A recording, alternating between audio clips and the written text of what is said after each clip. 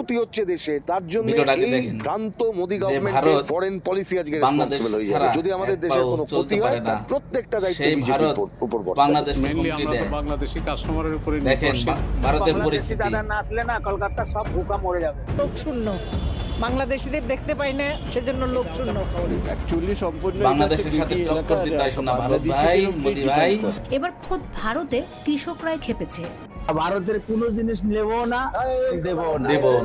একবারে ডাইরেক্ট আমার অন্তর্বর্তী সরকারের কাছে একটা অনুরোধ, ভারত আমাদের বহু জ্বালাচ্ছে। বন্ধুরা, বাংলাদেশকে ছোট ভাবার দিন শেষ। বাংলাদেশকে নিয়ে আর খেলতে পারবে না ভারত। বাংলাদেশকে বিপদে ফেলতে গিয়ে এবার নিজে গেরাকলে পড়েছে ভারত। ভারত থেকে একেবারে আলু পেঁয়াজ বন্ধ করে দিয়েছে বাংলাদেশ। বিজেপি নেতা শুভেন্দু এবং ময়ূক রঞ্জনের উল্টাপাল্টা কথার কারণে ভারতের চাষিদের অবস্থা খারাপ হয়ে গিয়েছে। আপনারা দেখতে পাচ্ছেন ভারতের রাস্তায় রাস্তায় আলু পেঁয়াজ পড়ে আছে। পেঁয়াজ ও আলু আমদানি করতে একক